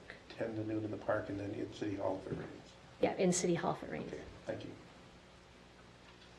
And I'll send a notice, email notice to the board for that. Okay. Are there other questions? Manager Miller. A couple of those meetings that Sherry and I attended were people from the neighborhood that were upset about the falls, the former falls, and have they been actively participating in the open houses and planning sessions and all that? Sure. Manager Miller, managers, I could think of probably 4 people that I had a really lot of communication with during that time. 2 of them were at the open house. A third is part of the shelter building design committee, so plugged in. A 4th, I emailed the information about the first open house along with all these other ways to stay plugged in, and I don't recall that that person was at the open house. Okay. And haven't heard. The one I'm thinking about is the one that talked about hearing the creek from his deck. He seemed to have quite a following. He is on the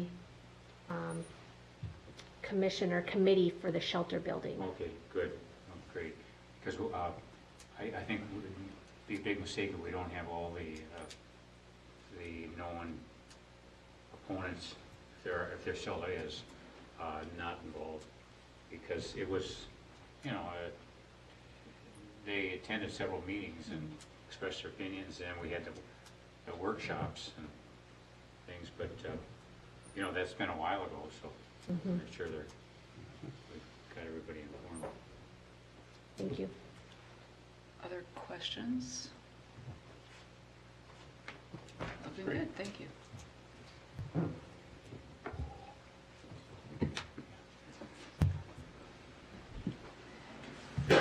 Next discussion item is the 2018 employee benefit renewal. Ms. Reynolds. Thank you, Madam President, members of the board. We provided you a memo in your packet of information, and we previously discussed the employee benefits at the OPC meeting earlier on April 12th. And we said we would follow back up with some more numbers and some more information in regards to the benefits.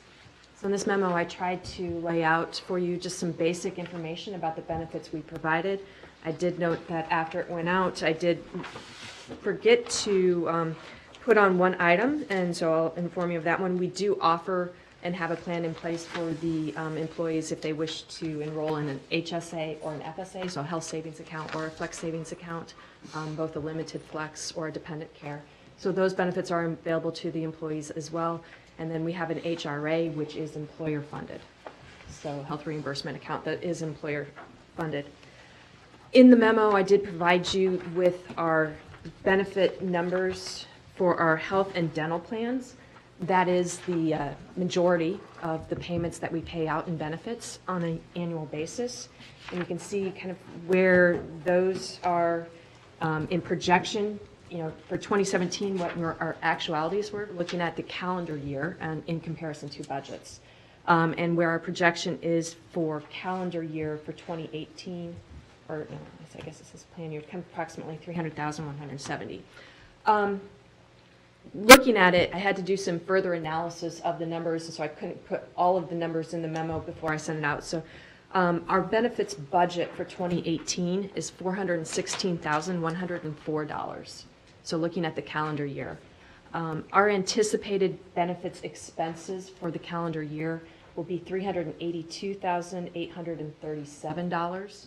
So we will be under budget. That is based off of our current census of employees and kind of the anticipated employees that we are in kind of the recruitment hiring process of currently.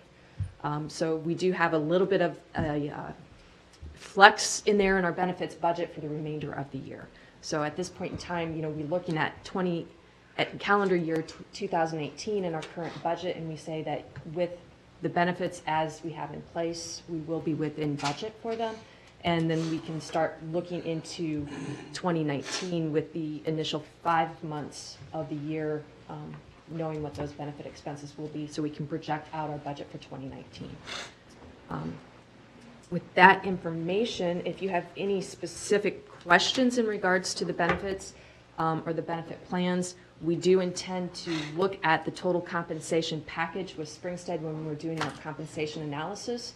And we will be doing that analysis, and when we get the information back from Springstead and looking at our benefits and what we offer and how we offer them in further detail with those salaries. Thank you. Manager Miller. What percent of payroll is benefits?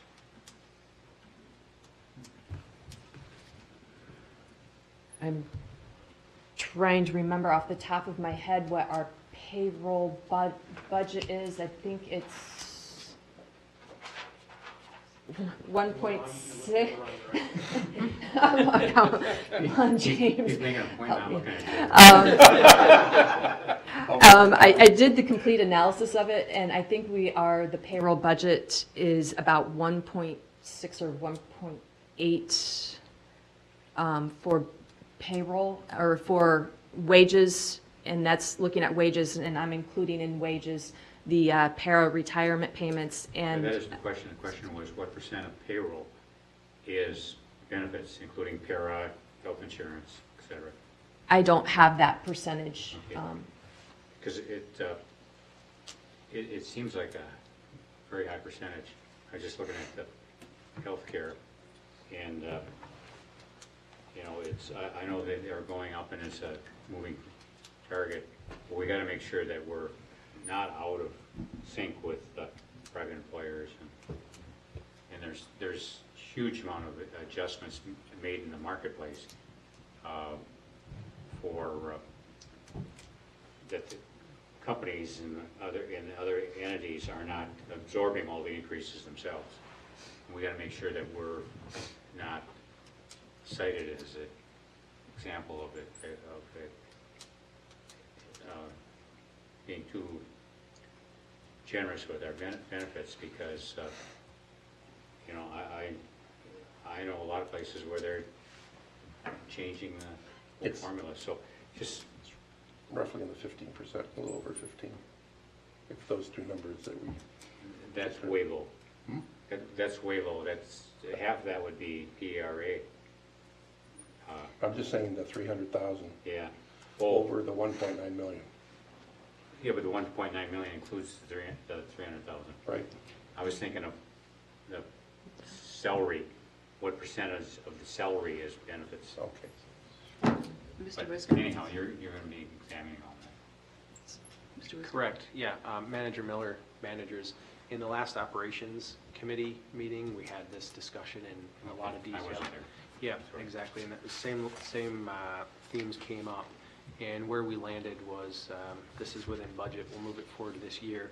We're rolling in a market analysis of benefits and compensation into the Springstead work, and then that'll come back fourth quarter to be able to have an informed discussion before next plan year enrollment, you know, this year into 19, with knowing where the market lands on how they're handling compensation and salary, so we have a total picture of where you're putting your human resource capital.